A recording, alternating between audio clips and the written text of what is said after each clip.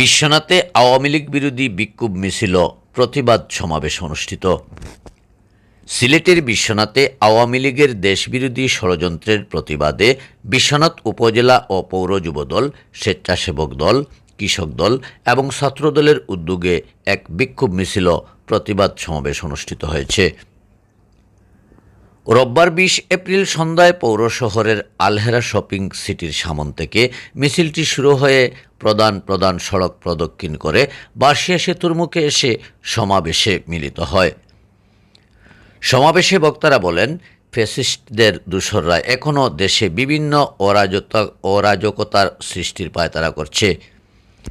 সিলেটের কৃতি সন্তান এম ইলিয়াস আলীর জন্মভূমি বিশ্বনাথে আওয়ামী লীগের কোনো স্থান নেই।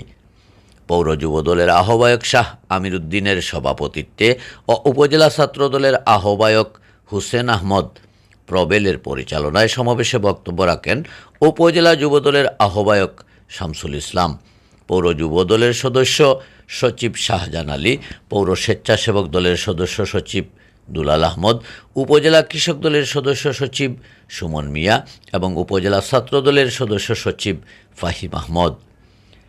বিক্ষোভ মিছিল ও সমাবেশে উপজেলা ও পৌর যুবদল, স্বেচ্ছাসেবক দল, কৃষক দল ও ছাত্রদলের বিপুল সংখ্যক নেতাকর্মী উপস্থিত ছিলেন।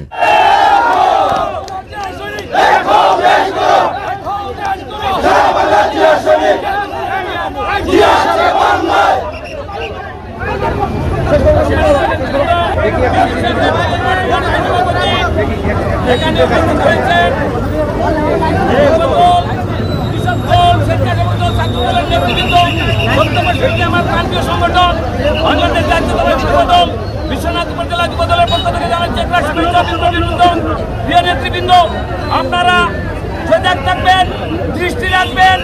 আওয়ামী লীগের মতো লোকজন যাতে রাস্তায় না নামে, যদি রাস্তায় নামে তাকে সাথে সাথে প্রতিরোধ করে তুলবেন।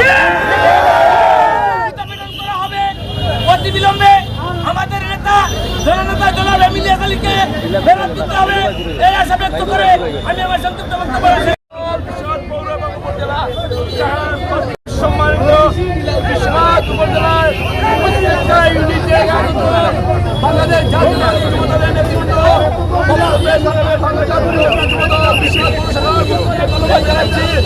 আমরা হচ্ছে এই দোসর শেখ হাসিনার দোসররা ছাত্রলীগের এবং আওয়ামী লীগের নামদারি গুন্ডারা শুনছি বিশ্বনাথের মাটিতে নাকি মিছিল দেবে।